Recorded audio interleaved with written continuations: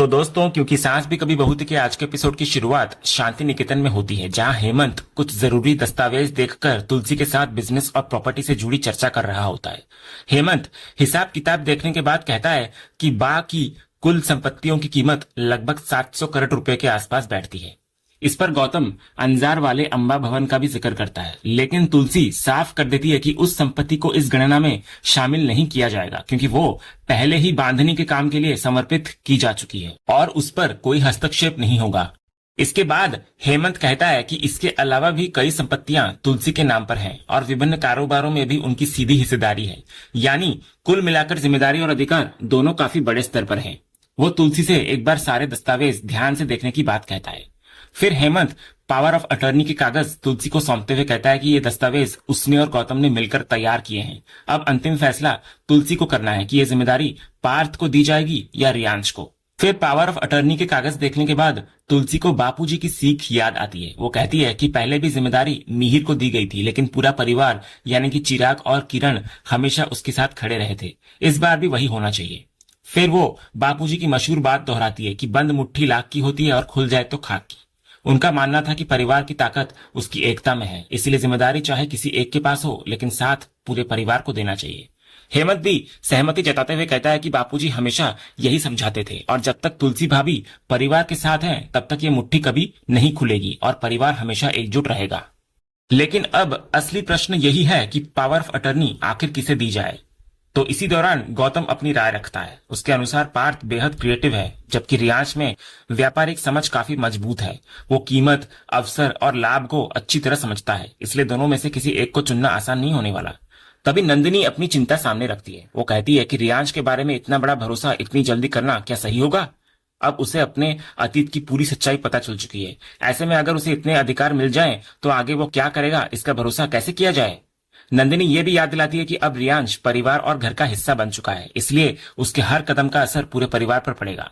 इस पर तुलसी स्पष्ट शब्दों से कहती है कि उसे रियांश पर भरोसा है और उस भरोसे की सबसे बड़ी वजह करण है, जिसने उसकी परवरिश की है। तुलसी इधर मानती है कि ये बात सभी को स्वीकार न हो, लेकिन अब समय आ गया है कि दोनों पोतों में से किसी एक को जिम्मेदारी सौंपी जाए। इसके बाद वो पूरे परिवार को साफ साफ समझाती है कि यहाँ किसी संपत्ति का बंटवारा नहीं हो रहा, ये केवल जिम्मेदारियों का वितरण है।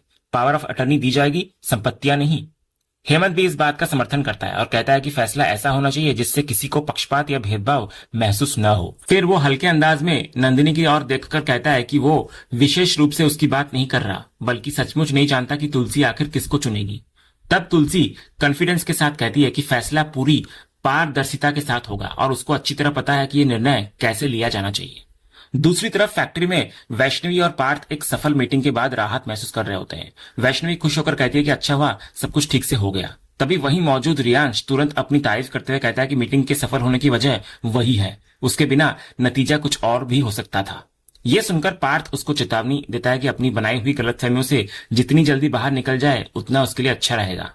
तभी उसी समय रियांश के पास तुलसी का फोन आता है। तुलसी उसको तुरंत घर आने के लिए कहती है। रियांश वजह पूछता है, लेकिन तुलसी सिर्फ इतना कहती है कि मामला जरूरी है और उसको तुरंत पहुंचना होगा। फोन रखने के बाद रियांश पार्थ और वैष्णवी को बताता है कि दादी ने उसे फौरन बुलाया है, इसलिए उसको निकलना पड़ेगा। तो पार्थ हैरानी से पूछता है कि क्या सिर्फ उसको बुलाया गया है। रियांश कहता है कि फिलहाल तो उसे ही बताया गया है। लेकिन कुछ ही क्षण बाद पार्थ के पास भी तुलसी का फोन आता है। उसे भी तुरंत घर बुलाया जाता है। फोन रखने के बाद पार्थ रियांश को कहता है कि बुलावा सिर्फ उसके लिए नहीं था, बल्कि पार्थ के लिए भी था। इसके बाद पूरा परिवार अगले सीन में शांति निकेतन के हॉल में इकट्ठा होता है। तुलसी दोनों लड़कों को सामने बिठाकर बताती है कि कारोबार की पावर ऑफ अटर्नी उन्हें दोनों में से किसी एक को सौंपनी है। वो कहती है कि परिवार के बाकी मेंबर्स अपने अपने कामों में व्यस्त है, इसलिए अब ये जिम्मेदारी किसी एक को देनी होगी। इसके बाद तुलसी कहती है, लेकिन इतना बड़ा अधिकार बिना परीक्षा के देना सही नहीं होगा, इसलिए तुलसी दोनों के लिए एक समान टास्क तय करती है। वो बताती है कि दोनों को बराबर संख्या में 5000 बांधनी साड़ियों का स्टॉक दिया जाएगा। अब इन साड़ियों से कंपनी को सबसे ज्यादा और सबसे बेहतर फायदा कैसे पहुंचाया जाए, यही उनकी परीक्षा होगी। फिर वो दोनों से पूछती है कि क्या ये चुनौती स्वीकार है उनको। तो रियांश सबसे पहले हामी भर देता है और हल्के अंदाज में कहता है कि उसे तो कोई समस्या नहीं है, हालांकि अपने भाई के बारे में वो कुछ कह नहीं सकता। तो पार्थ तुरंत कहता है कि उसे भी ये चुनौती पूरी तरह मंजूर है। तब तुलसी कहती है कि अब अंतिम फैसला उनकी मेहनत, सोच और परिणाम पर निर्भर करेगा। अगले सीन में तुलसी बड़ी बड़ी बर्नियों में आचार भर रही होती है। वो घर वालों को समझाती है कि सारी बर्नियां भर चुकी है और अब उन्हें छत पर रखा जाएगा। जब तक वो अनुमति न दे कोई उन्हें खोलेगा नहीं और ना ही चखने की कोशिश करेगा। इसी दौरान पूजा मुस्कुराते हुए कहती है कि आज दोनों लड़कों के लिए बहुत खास दिन है। फिर वो नियति और नंदिनी दोनों की तरफ देखकर कहती है कि दोनों माएं जरूर काफी एक्साइटेड होंगी। तभी नियति पूरे विश्वास के साथ कहती है कि रियांश का बिजनेस सेंस बहुत मजबूत है। उसने वर्षों तक करण से सीखा है, इसलिए उसे पूरा भरोसा है कि जीत उसी की होगी। तभी नंदिनी अपनी तरफ से पार्थ की खूबियां गिनाने लगती है। वो कहती है कि बेटा अक्सर अपने पिता पर जाता है। जिस तरह करण कारोबार में सफल है, उसी तरह एक अच्छा पिता भी है। वहीं पार्थ की सबसे बड़ी ताकत उसकी क्रिएटिव सोच है। उसका डिजाइन सेंस इतना मजबूत है कि मुकाबला करना आसान नहीं। ये सब कहते हुए नंदिनी लगातार नियति की तरफ देखती रहती है, मानो अपनी बात उसी तक पहुंचाना चाहती हो। फिर अंत में वो कहती है कि उसे इस प्रतियोगिता को लेकर किसी तरह की चिंता नहीं है। इधर नियति का मानना होता है कि सिर्फ डिजाइनिंग जानना ही काफी नहीं है, बल्कि बिजनेस को आगे बढ़ाने के लिए कई और गुणों की भी जरूरत पड़ती है और उसकी नजर में उन पहलुओं में रियांश ज्यादा मजबूत दिखाई देता है। इस पर नंदिनी अपनी राय रखते हुए कहती है कि बात सही है, लेकिन किसी भी प्रोडक्ट की नींव उसकी डिजाइन और प्रस्तुति ही होती है। अगर बेचने के लिए आकर्षक चीज ही ना हो तो बाकी समझदारी और रणनीति का फायदा भी सीमित रह जाता है। तभी तुलसी दोनों की बात सुनकर बीच में हस्तक्षेप करती है। वो समझाती है कि इस प्रतियोगिता का उद्देश्य भाइयों को एक दूसरे का प्रतिद्वंदी बनाना नहीं है। पार्थ की ताकत उसकी बेहतरीन डिजाइनिंग है, जबकि रियांश की खासियत बिजनेस डील्स और व्यापारिक समझ है। तुलसी आगे बोलती है कि अगर इन दोनों की खूबियां एक साथ आ जाएं तो कारोबार को सबसे ज्यादा फायदा होगा। साथ ही वो साफ करती है कि पावर ऑफ अटर्नी किसी एक को मिलने का अर्थ ये नहीं होगा कि दूसरा उससे कम योग्य है। ये सिर्फ बिजनेस एडमिनिस्ट्रेशन में स्पष्टता लाने के लिए किया जा रहा है, ताकि क्लाइंट्स और कंपनी के कामकाज में कोई भ्रम न रहे। उसके लिए परिवार के सभी बच्चों का अधिकार घर परिवार रिश्तों और कारोबार पर समान है। इसके बाद सीन फैक्ट्री में शिफ्ट होता है। वैष्णवी पार्थ के पास पहुंचकर कह रही होती है कि रियांश सारी 5000 बांधनी साड़ियां टेम्पो में भरकर कहीं चला गया है और किसी को नहीं पता कि वो क्या करने वाला है। तो पार्थ ताने भरे अंदाज में कहता है कि सब लोग उसको जीनियस समझते हैं ना, लेकिन कहीं ऐसा तो नहीं कि वो साड़ियों को टेम्पो में रखकर सीधे बेचने निकल गया हो। इधर वैष्णवी हैरानी जताती है कि क्या वो सचमुच ऐसा कर सकता है। तो पार्थ कहता है कि उसे नहीं पता रियांश क्या करेगा, लेकिन इतना जरूर जानता है कि इस मुकाबले में हार उसी की होने वाली है। हालांकि वैष्णवी एक संभावना रखती है कि शायद रियांश ने पहले से कोई डील कर ली हो और वो वही माल पहुंचाने जा रहा हो। अगर ऐसा हुआ तो उसे बड़ा फायदा मिल सकता है, लेकिन पार्थ इस संभावना को खारिज कर देता है। उसका कहना होता है कि रियांश वही साड़ियां बेचेगा जो उसे मिली है, जबकि वो उन साड़ियों को बेहतर डिजाइन और ज्यादा मुनाफे के साथ बाजार में उतारने वाला है। फिर पार्थ वैष्णवी को नए डिजाइन दिखाता है जो उसने तैयार किए हैं। बॉर्डर और पैटर्न देखकर वैष्णवी काफी इंप्रेस होती है और कहती है कि इतने अलग और आकर्षक डिजाइन उसने पहले कभी देखे नहीं है। तो पार्थ गर्व के साथ कहता है कि यही वजह है कि वे खास हैं, क्योंकि इन्हें उसने खुद तैयार किया है। जब वैष्णवी पूछती है कि इतना सब उसने कब किया, तब पार्थ कहता है कि वो सुबह जल्दी फैक्ट्री पहुंच गया था। 5000 साड़ियों का टास्क मिलने के बाद उसने तय किया कि उन्हें नए और यूनिक डिजाइन के साथ बाजार में उतारा जाए। उसने वही डिजाइन फिर क्लाइंट्स को भेजे और क्लाइंट्स इतने इंप्रेस हुए कि उन्होंने पूरी खेप यानी कि 5000 साड़ी खरीदने की सहमति दे दी। अब सिर्फ समय पर डिलीवरी बाकी है और उसके बाद जीत लगभग तय है। तो वैष्णवी उसकी तारीफ करते हुए कहती है कि वो वाकई अच्छा बिजनेसमैन साबित हो रहा है। इस पर पार्थ कहता है कि असली बिजनेसमैन सिर्फ किसी चीज को थोड़े ज्यादा दाम में बेच देना नहीं होता। असली हुनर यह है कि उसी चीज की वैल्यू कई गुना बढ़ाकर उसको ज्यादा कीमत के योग्य बनाया जाए और फिर बेचा जाए। वैष्णवी भी मानती है कि ऐसा काम कोई क्रिएटिव इंसान ही कर सकता है। तो पार्थ मुस्कुराते हुए कहता है कि जल्द ही सबको ये बात समझ आ जाएगी। इसके बाद वैष्णवी कहती है कि काकी भी ये देखकर खुश होंगी, क्योंकि उन्होंने बंदेज को पारंपरिक तरीके से आगे बढ़ाया था, जबकि पार्थ ने उसे आधुनिक रूप देने की कोशिश की है। पार्थ कहता है कि बस समय पर डिलीवरी पूरी हो जाए, फिर सबको दिखाई देगा कि उसने कितने अच्छे मुनाफे के साथ ये डील पूरी की है।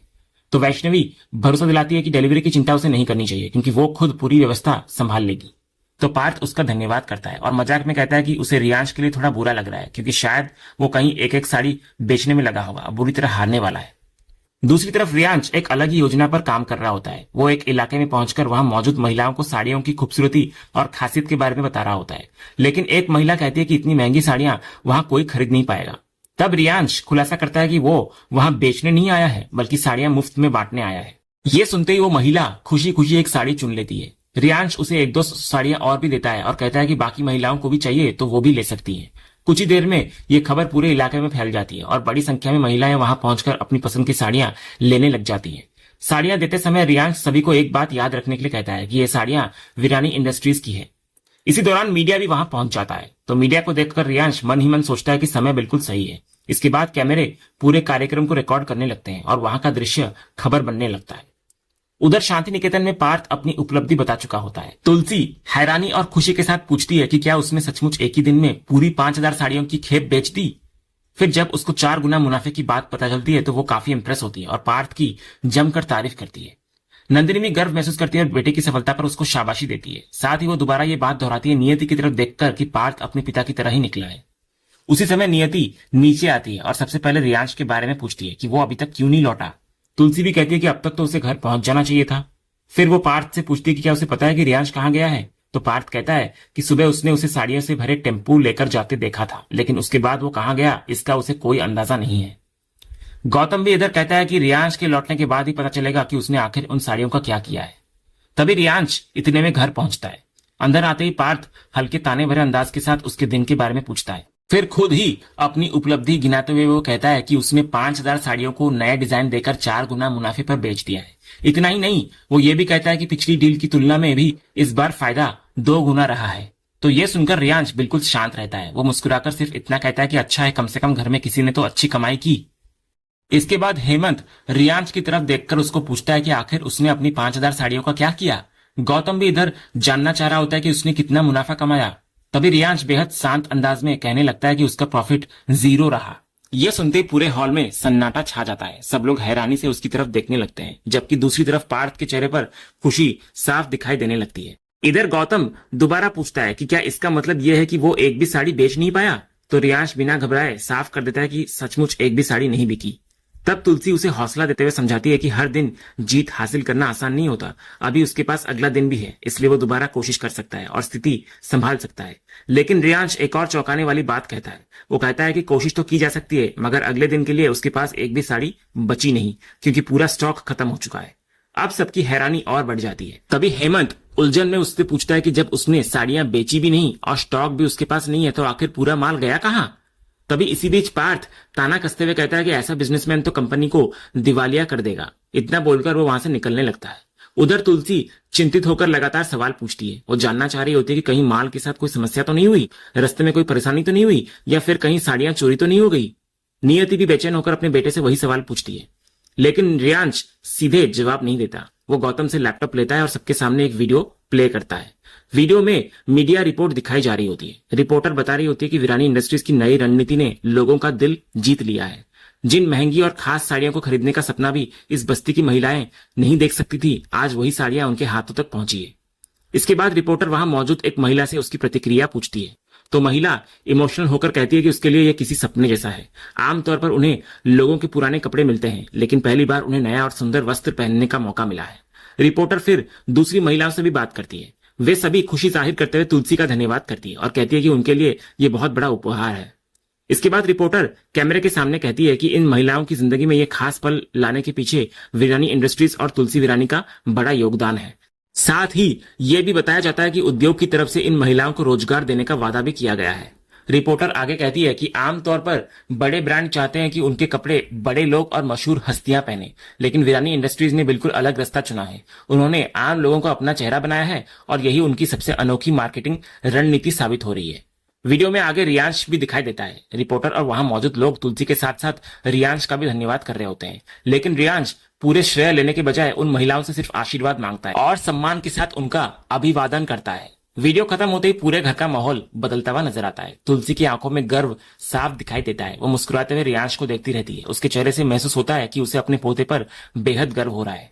दूसरी तरफ पार्थ, जो अभी तक वहां मौजूद होता है, गया नहीं होता, ये सब कुछ देखकर खामोश पड़ जाता है। उसके चेहरे की खुशी गायब हो चुकी होती है और उसके भाव पूरी तरह बदल जाते हैं। और इसी चौंकाने वाले मोड़ के साथ आज का ये एपिसोड यहीं पर खत्म होता है। तो दोस्तों, आपको आज के एपिसोड का कौन सा सीन सबसे ज्यादा पसंद आया, हमें कमेंट बॉक्स में जरूर बताएं। अगर आप क्योंकि सास भी कभी बहू के फैन हैं और कोई भी अपडेट मिस नहीं करना चाहते, तो हमारे इस चैनल को सब्सक्राइब करना ना भूलें और बेल आइकन को भी जरूर दबाएं। हम मिलते हैं अगले एपिसोड के अपडेट के साथ। तब तक के लिए धन्यवाद।